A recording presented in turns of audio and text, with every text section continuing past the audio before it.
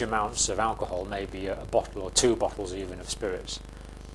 And although respiratory depression can occur, I haven't actually seen it. Although what you certainly do see is the vomit, which can cause the respiratory obstruction, if you don't clear it out for them, because they're far too stuporose to clear it out for themselves.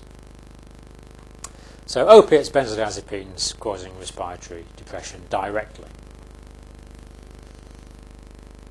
Paralysis, for whatever reason, the 2 phrenic nerves that supply the diaphragm no longer functioning properly. This can occur in pathological conditions such as Guillain-Barré syndrome, for example.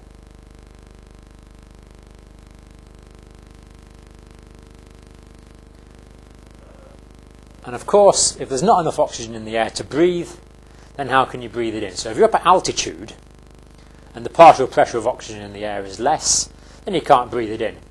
And if you walk up the mountain over a few days, you get time to acclimatise. But if you go straight up in a balloon or in an aeroplane, then at any height over 10,000 feet, it can inhibit the clear functioning of your brain. So there will be some degree of cerebral hypoxia, anything above 10,000 feet, if there's been no time to acclimatise. So reduced oxygen in the air, or reduced oxygen in the air for whatever reason, in fact. So if you were locked in a room with no ventilation, the amount of carbon dioxide in that room would increase, the amount of oxygen would fall, and ultimately, if there's no ventilation at all, asphyxiation would occur because of not enough O2 in the room.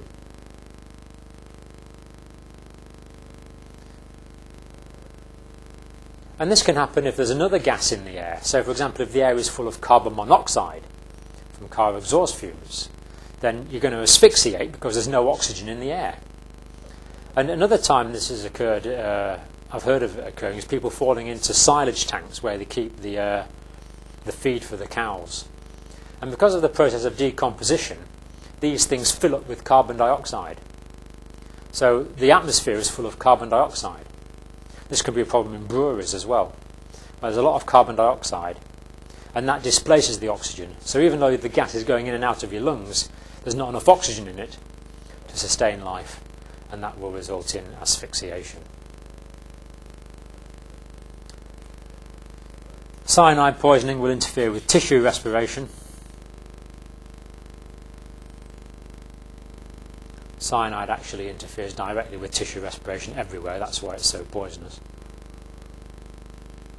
And coma and head injury can potentially affect the respiratory centre in the brainstem, in the medulla oblongata of the brainstem. Chest wall fracture we've mentioned, but could also come under this category of ventilatory failure. And we could certainly include chronic lung disease, such as chronic obstructive airways disease, bronchitis, emphysema, things like that.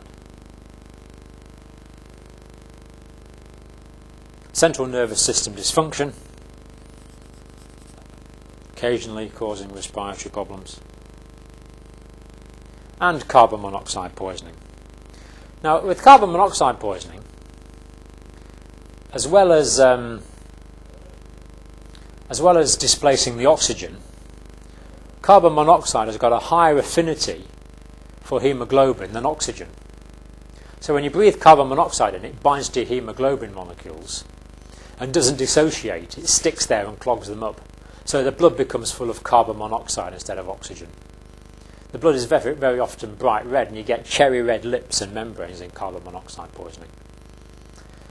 This is because the carbon monoxide has combined with the hemoglobin to form carboxyhemoglobin, which is a more stable compound than oxyhemoglobin. So carboxyhemoglobin can clog up the blood.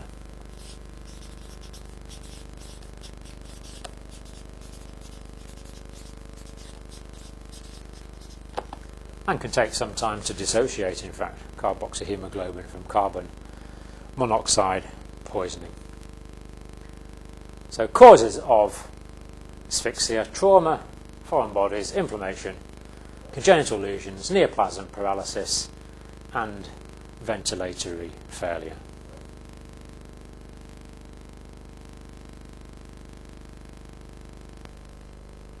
Let's now go on and think about the clinical signs of asphyxia before we go on and look at treatment.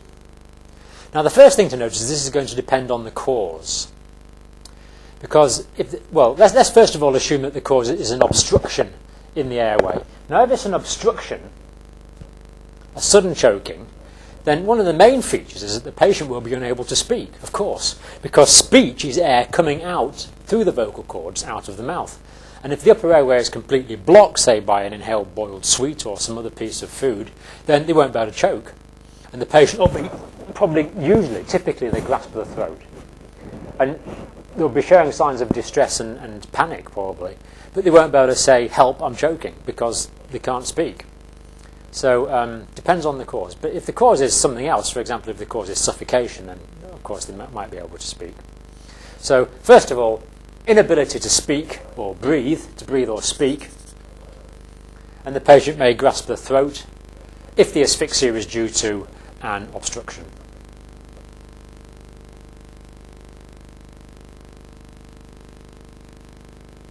So inability to breathe or speak if it's an acute obstruction to the airway, as might be caused by a foreign body, for example.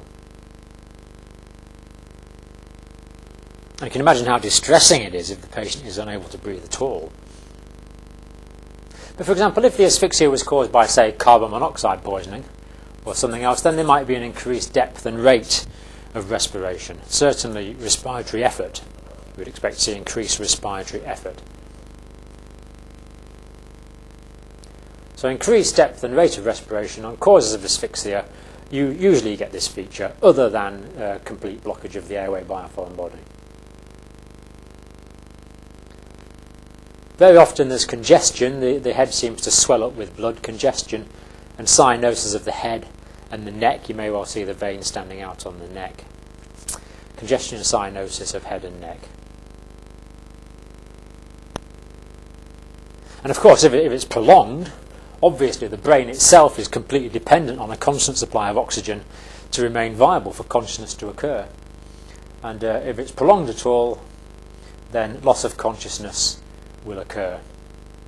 And ultimately, respiratory effort will cease, and after that, of course, it's not long till there will be irreparable brain damage, clinical death. So loss of consciousness first, and then loss of respiratory effort as the respiratory centre in the brain itself becomes too hypoxic to function. Let's go straight off and then think about the treatment. I'm looking at first aid treatment here. And the key thing here to remember, if the patient's inhaled a foreign body but they're coughing, don't do anything. So if they're coughing, very important, do not intervene. And of course this is a good principle in first aid. Only intervene if you have a rationale to do so. Never intervene just for the sake of doing something. Very often the best thing to do may in fact be do nothing. So if the patient is coughing, what it means is that it's actually to cough. Because what a cough is the vocal cords close off and the diaphragm goes up and the ribs go down and in, and that increases the pressure in the chest. And then the cough is the vocal cords opening all of a sudden, and the cough is that explosive release of air out of the airways, out of the trachea. So by definition, if someone is coughing, their airway is open. So if they're coughing, okay, something might have dribbled down the wrong way. They might be choking in a sense, but we don't need to intervene because the airway is not obstructed and air is getting in and out. And of course what we're interested in is air getting in and out. That is the key thing. We need to preserve the patency of the airway. So if they're coughing, the airway is okay.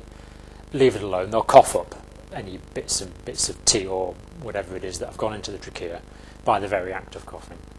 Don't intervene if they're coughing. However, if not, second thing, worth trying, back slaps.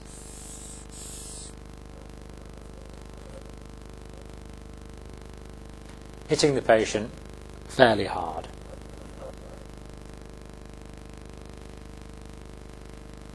So position the head forward, and ideally, in fact fairly importantly really, the mouth